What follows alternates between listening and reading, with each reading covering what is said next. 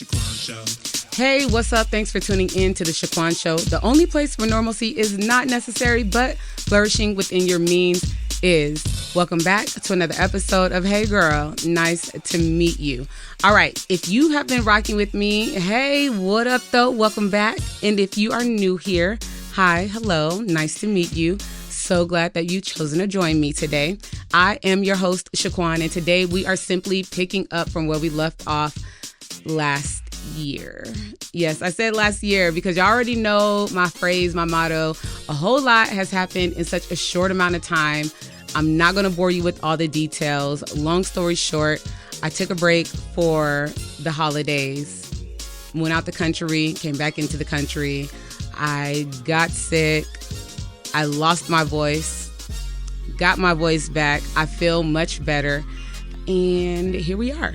So, yeah, that's that. Before I jump in, I got to give a shout out to my homegirl, Jasmine. Jasmine recently sent me a message and she shared some really just strong words of affirmation regarding me continuing with the podcast and how great it was and, you know, how helpful it will be to many women as well. And so thank you, Jasmine. I appreciate that because I know that your affirmation is rooted in truth and honesty. And I know that you're very intentional about that. And so thank you so much. I am grateful to have you. I got to give one more shout out to my homeboy, Callie. I told you guys that the fellas sometimes tune in as well. I recently saw Callie at an event and he had to remind me that I have not posted and he's been waiting for the next episode in this forgiveness series. And so here I am. Your girl is out here. Let's go ahead and jump in. So it does seem as if this has turned into a bit of a mini series on forgiveness. And again, like I said, I wasn't sure how long this series would be, but as long as I kept getting downloads, I would continue to talk about it. And since I was sick, I had a lot of time and I was able to push out about 3 more episodes that I want to be able to share with you guys. And so please continue to tune in so that you can get the rest of this series on forgiving things that are hard to forget. Today, we are diving into one of the probably messiest but most relatable relationships in the Bible story. Well, also, let me just throw this tidbit in here because somebody asked, was this a Bible study? And I mean, not necessarily. It's just that the way my life is set up, all things just lead back to the word. I've said this before. I'll say it again. There is literally nothing new under the sun. There's nothing new that we will encounter in life. There is nothing that we'll watch on, TV or movie, a book, script, whatever the case, that is just completely new, unheard of, never thought of before. Everything that happens in our life leads back to the word in some kind of way. And so I told you guys that one of my gifts that I feel for sure, without a shadow of a doubt, that I've been given is the ability to help others find them in this word that is so old, but still living and so applicable to everything that we go through and that we endure. So no, Hey Girl, nice to meet you is not a Bible study. But if you're tuning in, you're going to learn something. You're going to learn it today. So back to what I was saying. Today we are diving into, again, one of the most messiest but relatable stories in the Bible. When I came across this years ago, it truly helped me to understand some of the hardest dynamics in relationships. And I refer back to it often anytime I'm counseling or coaching someone in that area. All right. So today we are talking about Paul, Barnabas, and John Mark. If you are not familiar, quite okay. You can always go back and read it. And then if you are, then cool. You know exactly where I'm about to go with this story.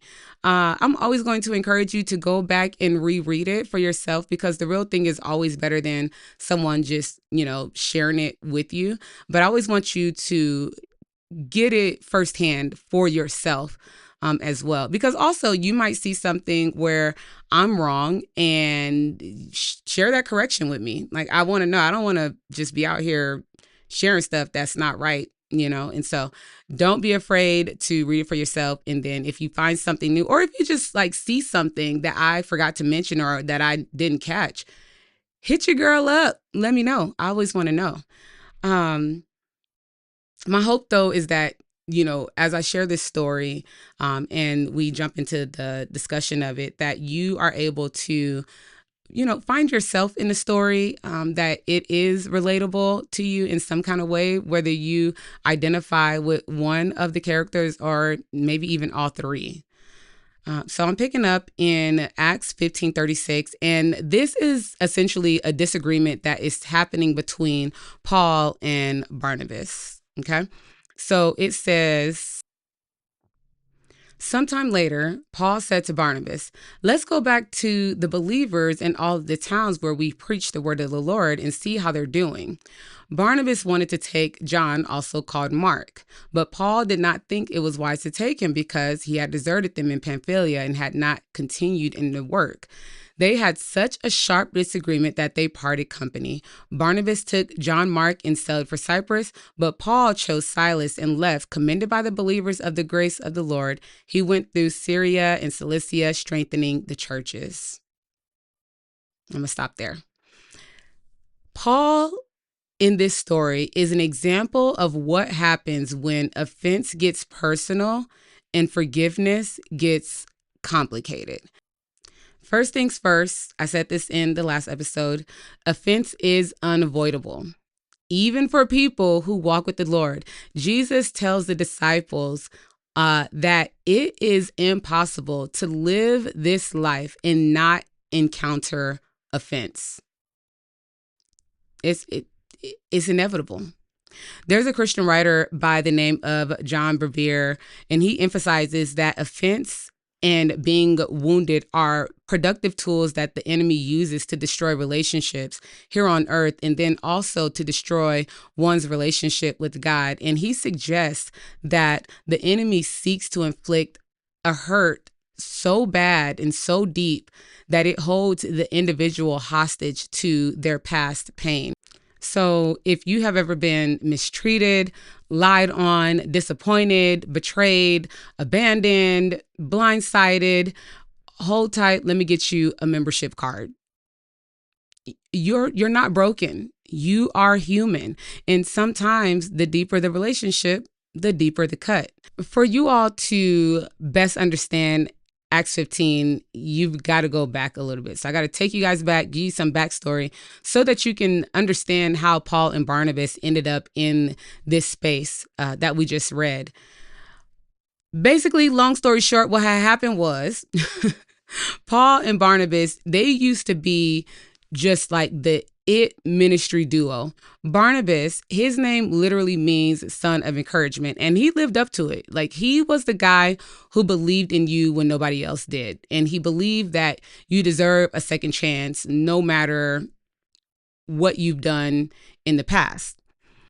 So then you have Paul, formerly known as Saul, who was persecuting Christians and ended up becoming one of the greatest followers of Jesus while on his way to Damascus to persecute even more Christians. And so when Paul got saved, he showed up to church, and the church folks were basically looking at him like, yo, isn't that the same man that was trying to kill us, that's been terrorizing us? But Barnabas steps in and he's like, relax, y'all. Yes, that is him. He was trying to kill us, but he's legit now. He's one of us. So basically, Barnabas ends up vouching for Paul's entire salvation story. And from there, they end up becoming just the pair that you expect to see together. They're traveling all over Cyprus, Asia Minor. They're preaching, planting churches, and literally out here in the streets, risking their lives for the gospel. Well, one day, word gets back to Jerusalem that there's a new church in Antioch that's blowing up, and people were getting saved left and right. So the church sent Barnabas to go check it out, to, encourage the believers, help steady things. And when he saw how fast the church was growing, he was like, oh, snap, I need backup. So he went and found Paul and brought him to Antioch with him. And then together they pastored, discipled, they helped to grow the church. They were basically this church power team, if you will. One day, there's a prophet by the name of Agabus that comes and shares that there's going to be a famine. So the Antioch church takes up an offering to support the believers out in Judea. And guess who they trust to deliver that offering? Paul and Barnabas, because why not? So one day during prayer, the Holy Spirit says, set apart Paul and Barnabas for the work that I've called them to. So the church lays hands on them in a good way, and then sets them out as missionaries. But they took a young guy by the name of John Mark to go with them to be their assistant. They traveled, they preached, they fought spiritual warfare, again, out here in the streets for the gospel. They're planting churches. They're just busy doing all the things that they have been called to do. But halfway through the trip, John Mark quits and he dips out. He packed his stuff and went back home, no explanation given. And Paul did not forget that. Okay, so put a bow right there. Fast forward, time passes, and it's time for another missionary journey, number 2.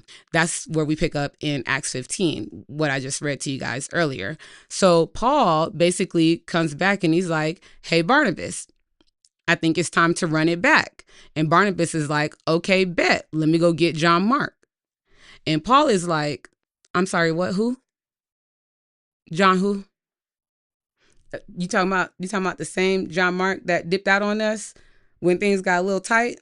Nah, homie can't come. Like, we're good. And Barnabas, being Barnabas, right?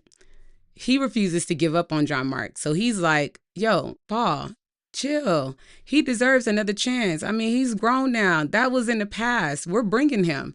It is what it is. I don't care what you're talking about. And Paul is like, nah, I don't care what you talking about. So Paul is standing 10 toes down and he's like, oh, no, he can't come. Yes, I did just censor myself. He cannot come with us. And the Bible calls their argument a sharp disagreement, quote unquote, which in 2026 means what? Things got heated, voices were raised, feelings were hurt, right? Pride was all up in the building, but neither one of them were backing down. And just like that, this legendary ministry duo split up. That was the end of their story. Barnabas ends up taking John Mark and going in one direction.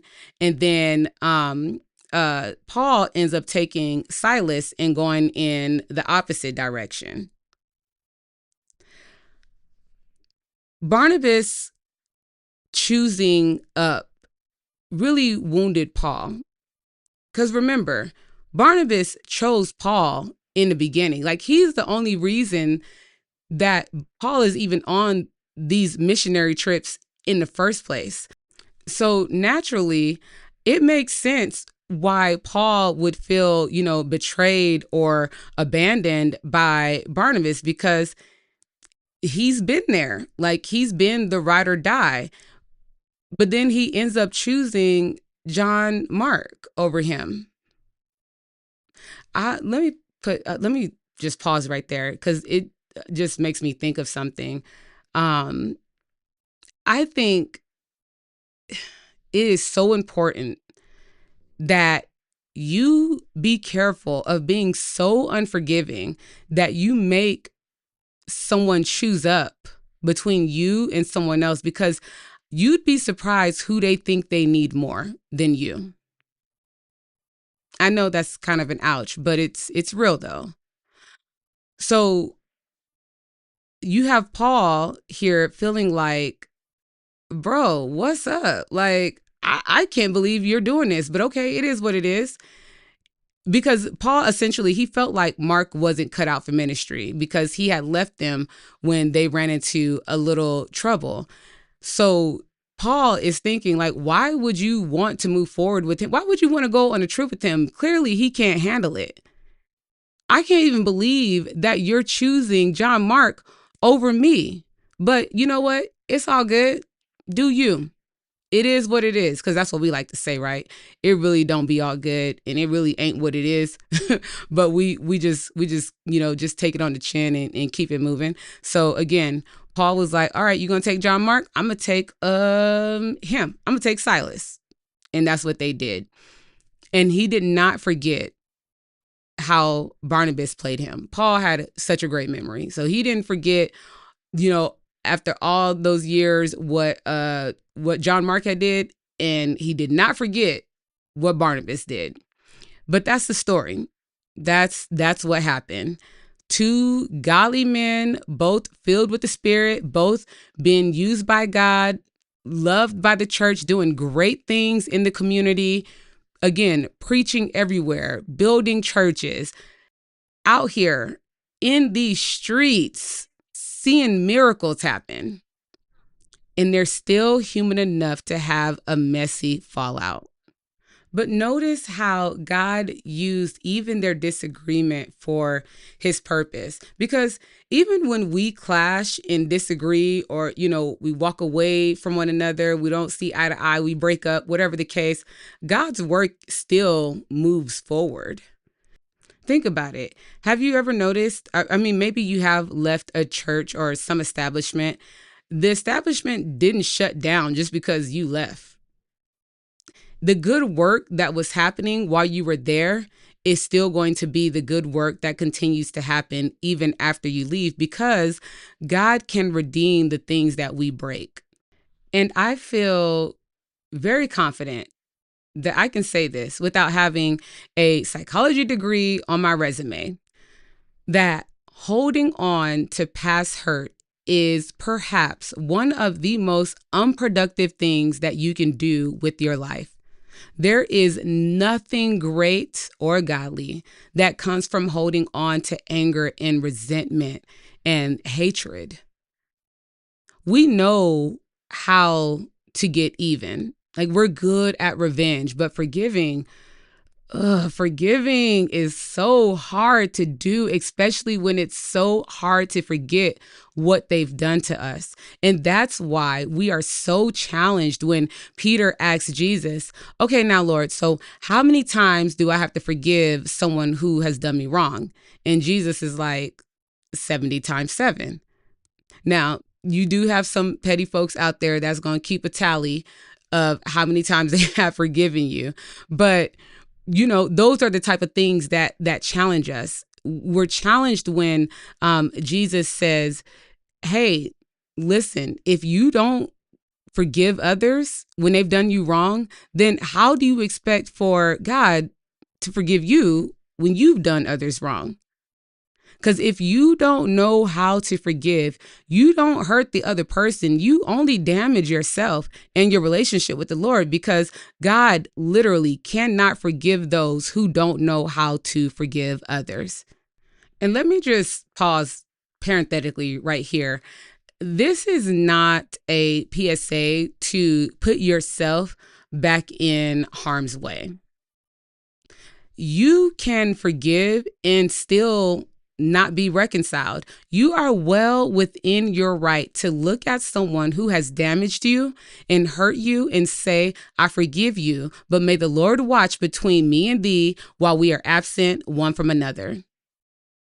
I can forgive you, but that does not mean that we have to start hanging out and texting and talking on the phone. Sometimes the relationship has got to come to an end. Period. It be like that sometimes. A few episodes ago, I talked about how God told Abraham to leave his home and his family and everything that he knew in the country that he was in. And Abraham was like, okay, cool. Yes, I will do that, Lord. And I'm bringing my nephew Lot with me. Same thing here. John Mark was never ordained by God to be a part of that partnership between Paul and Barnabas at that point in time. And so sometimes offense comes in so that an exit door can be created for the people that God never ordained to be a part of your situation or your life, or perhaps the time has run out on that relationship. It's time for it to end. There is a such thing as a necessary ending. And in this case of what we're talking about, some of us lose good people, not because they wronged us, but because we refuse to release what someone else did. And let me tell you why this is so real, because when you've been hurt and you won't forgive, you naturally end up having an issue with anybody else who favors the person who hurt you. And on the other hand, not every relationship is meant to be reconciled. Remember, Barnabas walked away with John Mark. Paul walked away with Silas. But the Bible never shows or talks about how Barnabas and Paul repaired their broken relationship. You want to know what's so wild about this beef? Paul and John Mark go on to have books in the Bible, but there are no books of Barnabas. We don't even hear anything else about him after this whole ordeal. And trust me, I checked. He ain't in there. I say all that to say that forgiveness is required, period. Forgiveness is going to always be required. Reconciliation is not. Forgiveness is required. Reconciliation is not. But to be clear, if reconciliation is going to happen, it's going to require time. We know this because, again, aren't y'all glad that your host be out here doing her research? You want a host that does research. I'll tell you that. There's a plot twist, because there's always a plot twist. So later on, right before Paul passes away, he writes a letter to one of his mentees named Timothy. And he says, "Do your best to come quickly. For Demas, because he loved the world, has deserted me and has gone to Thessalonica. Crescens has gone to Galatia and Titus to Dalmatia. Only Luke is here with me." Luke from one of the 4 books of the New Testament. "Get John Mark and bring him with you, because he is helpful to me in ministry." Say what? The same John Mark that he rejected back in Acts. The same John Mark that he resented for leaving the mission trip early. The same John Mark that he refused to take on the second trip. I'm sorry, Paul, are you sure you are asking for the right guy? Because it don't seem like it. Make it make sense. We're all aware of that phrase, time heals all. Yeah, but I beg to differ. I feel that time softened something in Paul that made him let go of his pride, but it was actually God who healed something in Paul. And through that healing, forgiveness began to take shape in Paul. Now, it wasn't instant. It wasn't quick. And most importantly, it wasn't forced, because you can't force reconciliation. Sometimes it just takes time. And I really want to press in on this, because when when you're the offender and you want and you're the one that's done something wrong, you want people to forgive you right away. And you want things to go back to how it used to be. And when they don't, that's when you start talking crazy, like, oh, who do they think they are? Extra holy, extra sanctified, and start talking about like their character. But here's what scripture helps us to understand. And this is why I always come back to it. Like, there's not many things that I can talk about without coming back to it. Like I said before, not every relationship that becomes fractured is meant to be restored. And even the ones that can be healed, they still require time. Restoration is not something that we're meant to rush. So think about it this way.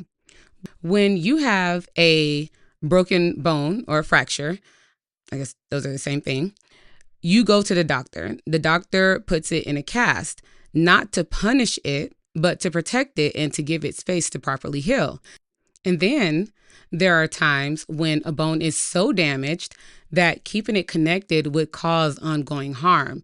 So in those moments, separation isn't about rejecting that bone or that injury. It's about preservation.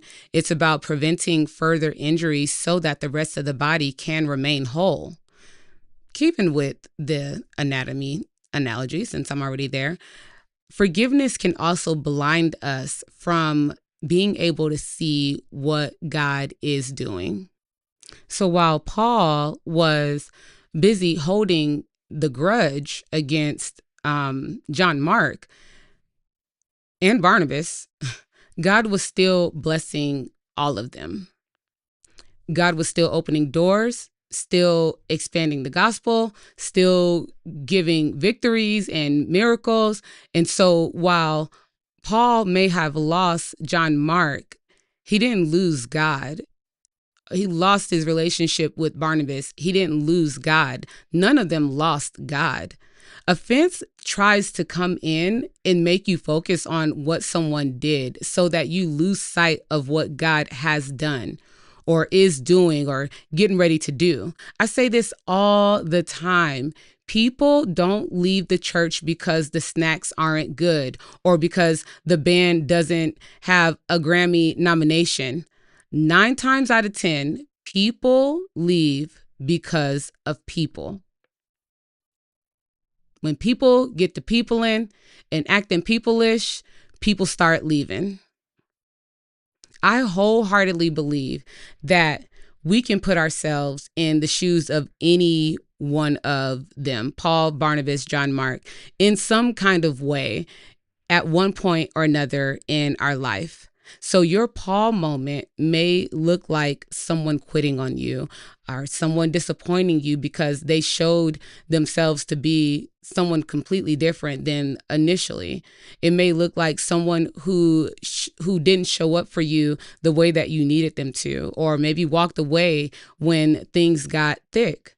They folded under pressure and you needed them to be stronger. You needed them to be the strength that they promised that they would be.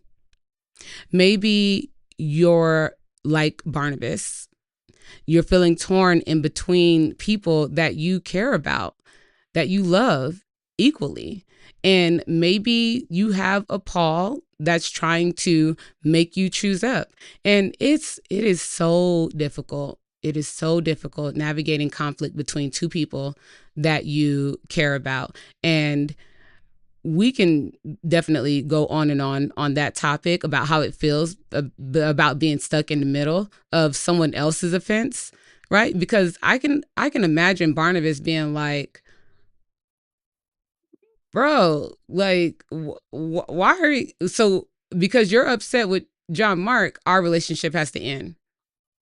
That's wild, but I get it, and I've been in both of those uh,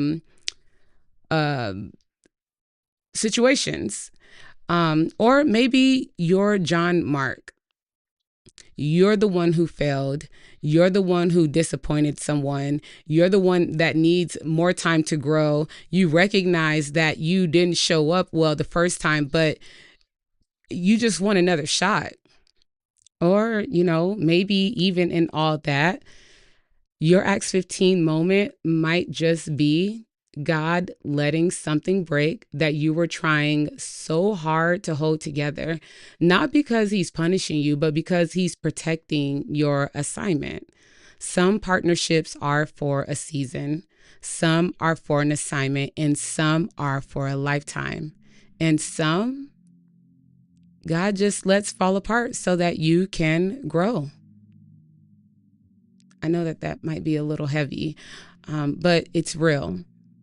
So with all of that said, consider going back to Acts 15 and finding yourself there. Like, identify your Paul, Barnabas, and John Mark moments.